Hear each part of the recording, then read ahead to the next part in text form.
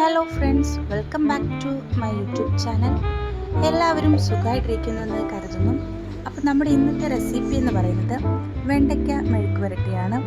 അപ്പോൾ അത് എങ്ങനെ പ്രിപ്പയർ ചെയ്യുന്നത് നമുക്ക് നോക്കാം. അതിന് വേണ്ടിയിട്ട് ആദ്യമേ തന്നെ അതിൻ്റെ ആവശ്യമായ ഇൻഗ്രീഡിയൻസ് എന്തൊക്കെയാണെന്ന് പറയാം. 1/2 കിലോ അളവിൽ വെണ്ടയ്ക്ക ചെറുതായി കട്ട് ചെയ്തെടുത്തിട്ടുണ്ട്.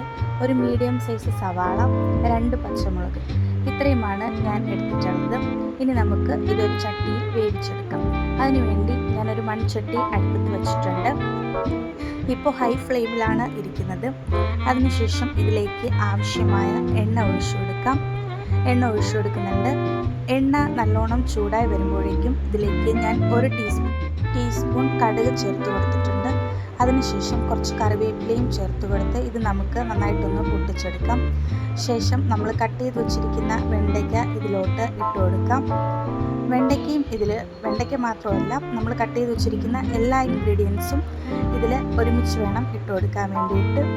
എന്നിട്ട് ഇത് നമുക്ക് നല്ലോണം ഒന്ന് മിക്സാക്കി കൊടുക്കാം. അതിനുശേഷം ഇതിലേക്ക് നമുക്ക് പൊടികൾ ചേർത്ത് കൊടുക്കാം. 1 ടീസ്പൂൺ മഞ്ഞൾപ്പൊടി ചേർത്ത് കൊടുക്കുന്നുണ്ട്.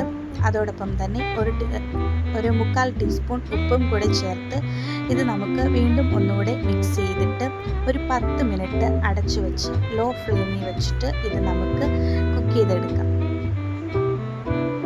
നമ്മുടെ വെണ്ടയ്ക്ക ഇപ്പോൾ ഓപ്പൺ ചെയ്ത് നോക്കാം. ഏകദേശം ഒരു 10 മിനിറ്റ് ആയിട്ടുണ്ട്. വെണ്ടയ്ക്കയൊക്കെ നല്ലോണം കുക്കായി വന്നിട്ടുണ്ട്. ഇനി ഇതിലേക്ക് നമുക്ക് ഒരു മുട്ട പൊട്ടിച്ചൊഴിക്കണം. അതും കൂടെ നമുക്ക് ഇതിലോട്ട് പൊട്ടിച്ച് ഒഴിച്ചു കൊടുക്കാം. മുട്ട ഇടാൻ താല്പര്യമുള്ളവർ മാത്രം ഇട്ട് കൊടുക്കുക, ഇല്ലെങ്കിൽ നമുക്ക് ഇതിലോട്ട് അരപ്പ് ചേർക്കാവുന്നതാണ്. രണ്ടും ഇട്ട് നമുക്ക് ഈ വെണ്ടയ്ക്ക മെഴുക്ക് വരട്ടി തയ്യാറാക്കാം. കുറച്ചുകൂടെ നല്ലൊരു ടേസ്റ്റ് ആയിട്ടിരിക്കും.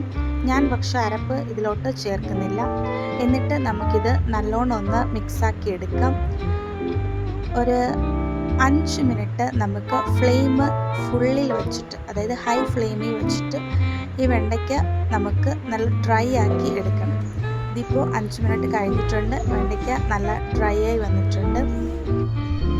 ഒരുപാട് പേർക്ക് ഇഷ്ടമില്ലാത്തതും എന്നാൽ എളുപ്പത്തിൽ കുക്ക് ചെയ്യാൻ പറ്റുന്നതും ചോറിന് വെറും ഈ വെജിറ്റബിൾ മാത്രം വെച്ച് കഴിക്കാൻ പറ്റിയതും വളരെ ടേസ്റ്റുമായിട്ടുള്ള നമ്മുടെ വെണ്ടയ്ക്ക മെഴുക്ക് വരട്ടി തയ്യാറായിട്ടുണ്ട്. അപ്പോൾ മസ്റ്റായിട്ട് എല്ലാവരും ഇങ്ങനെയൊന്ന് ട്രൈ ചെയ്ത് നോക്കുക. നിങ്ങളുടെ ഫീഡ്ബാക്ക് കമൻറ്റ് ചെയ്യുക. നമ്മുടെ ചാനൽ മറക്കാതെ സപ്പോർട്ട് ചെയ്യുക.